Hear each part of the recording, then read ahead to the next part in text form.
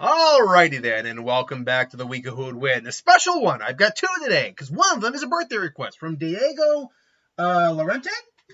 You asked the question. I do believe this was the question. Correct me if I did screw this up. It happens from time to time. I'm not perfect. Stitch from Lilo and Stitch versus the Ice King from Adventure Time. An odd choice, to say the least, but, I mean, it's a request. And look, this is a specific birthday request, so it's not like this. I would have put this in the speed round even for a birthday request. I'll still do it, even if I think it's a stomp one way or the other. Stitch is Experiment 626. We know that is his moniker. There was 625 before him, and he's said to surpass every single one of them in just overall strength, abilities, and whatever. Well, strength, anyway. Many of them have abilities that can give Stitch a tough time, but Stitch is capable of beating all of his weaker brethren. There is a 627 and a 628 also that are, in fact, better versions of Stitch. But regardless, Stitch's powers... Really, he doesn't have like much in terms of the way of actual powers, though he does have a couple abilities. I mean, he's got super strength, but I believe his max capacity is like, I think he can lift like 1,000 times his own body weight or something like that. He's also pretty fast. He can roll the ball, roll into a little spike ball, move him faster. He's durable enough to take plasma shots, survive even in the vacuum of space if he has to. And generally speaking, it takes a lot to even hurt him, let alone actually injure him. Like, he can feel pain. There's no doubt about that, but he can't be injured in a conventional way, or at least you need a lot of power to injure him. His body, though, is so dense because of his durability and the atoms in him that he does sink like a stone in the water, which is why he was afraid of the water. It's not really a weakness for him, unless he's, like, say, in the ocean or something like that. In which case, then he's kind of just stuck down there. He's also super intelligent, like highly intelligent, capable of doing mass calculations in the span of instances. He's capable of engineering, hot wiring, any sort of machinery he wants, weaponry, travel, you name it. He's also capable, I believe, of like energized snot, if I remember correctly. He can spit out snot or like saliva that is very adhesive and has some energy properties to it. So yeah, Stitch is interesting to say the least, especially in terms of combatancy. And yeah, I mean, he's a tough guy to be sure. The Ice King is his original name was, what was his original name? Let's see your name, Simon Petrikov. He found the ice, I think is it called the Ice Crown? Let's see here. Originally depicted two-dimensional humorous over-the-top villain. What was his history again? 1 second. Is it called the Ice Crown? That's what I want to know. Just the crown purchased a strange jewel crown from old work. Anyway, let's just call it the Ice Crown. He purchased the Ice Crown from a shop, and the more he wore it, the more he basically lost himself to this new identity as the Ice King. Unfortunately, he's an allegory, I believe, to like dementia, as people who forget who they originally are.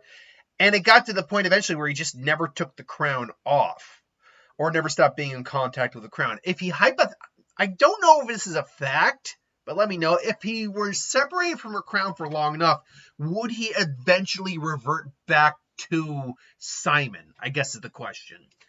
I don't know if that's the case or if he's just too far gone. But obviously, the Ice Crown bestows numerous powers in exchange for his sanity, most of which involving ice and snow. He can cast lightning to freeze, or ice lightning. That's interesting. To freeze and strike targets, and can summon blizzards at will to cover the land in snow, which is extremely impressive. He's also capable of creating various weapons and structures of ice. He can also animate beings of ice and snow, like his Isopede and Snowman soldiers. He could sense when someone is tampering with the snow or ice around the Ice Kingdom. Outside of cryokinesis, he's also able to fly, partially using his beard, partially flopping it like a pair of wings. He can withstand high temperatures due to his own low body temperatures. His nose length He can lengthen his nose the Ice King's nose lengthened when he was near or wearing the crown, or shortened whenever he was far from it. Fascinating. It's kind of like a weird Pinocchio radar sense. He was also shown to be able to take people to his imagination zone where he was able to create illusions. Okay. He also had a power called Wizard's Eye, which makes him see strange things and puts him at risk. And he is not fully conscious while he's using this power. I'm not sure what the whole point of the power is then. The Ice Crown prolonged his life. We know that. His prolonged physical body has been given by the crown. Even though elderly, he's rather strong physique. Basically, he's a lot more durable than his old age would let you believe.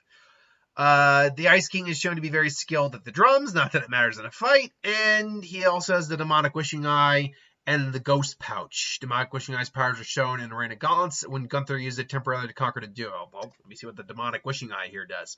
The Demonic Wishing Eye, if this will just load. There we go. The Demonic Wishing Eye. The eye has the ability to create an unlimited supply of extremely powerful doppelgangers of the wearer. The doppelgangers themselves are impossible to defeat, but still have the will and mindset of the eye's wearer.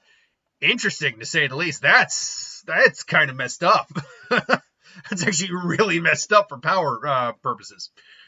The Ice King's powers and abilities are directly tied to the crown. And its removal will strip him of all of his abilities until he puts it back on. Extreme heat and humidity can also negate his powers as well. Those are his only two main weaknesses.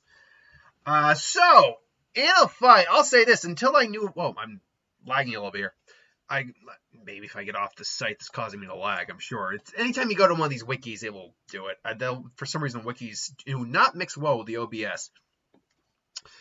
But point being, as I was getting to, is that honestly, before I read about that demonic demon eye thing, I thought this was a lock for Stitch. Not to say that, because I knew the Ice King was powerful, and he is powerful. Be able to coat an entire land in a blizzard, that's powerful, and something that Stitch would not have an immediate counter against. But Stitch is completely resistant to heat and cold, so he's not going to be defeated by that. He would just be momentarily placated and kind of just stuck.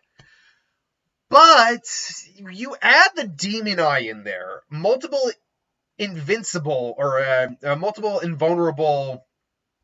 copies of the Ice King who could pretty much just freeze Stitch in crystal if they really wanted to. That's the thing here. That would be the real win con for the Ice King. It wouldn't be killing Stitch or really injuring Stitch. It would be completely immobilizing Stitch and making sure he can't be, harmed. He can't be an issue for him down the road. So he would probably just freeze him into this giant. He'd probably freeze him in a very relatively small crystal, but Stitch could break out of that no problem. He'd have to make a big enough mound of it to. I keep saying crystal, but it's ice crystals. He'd have to make a big enough mound of it to actually keep him just stuck there, like a giant 50 by 50 or 20 by 20 block of ice, and with Stitch dead in the center.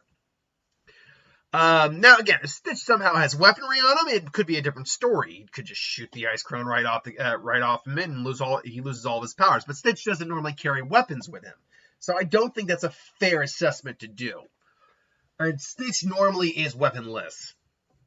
So, honestly, yeah, I actually was going more for Stitch just because of the sheer physicality difference between the two of them. And the level of intelligence, too. Stitch is far smarter than the Ice King is. But, honestly, I'd actually go more with the Ice King because he's got more abilities under his belt to actually immobilize Stitch and basically end the fight there. So, I would go with the Ice King in this fight. This is just my opinion, though. Let me know what you think in the comments below. Thanks for watching. Hope you enjoyed. Like, comment, share, and subscribe. And I'll see you for the next one.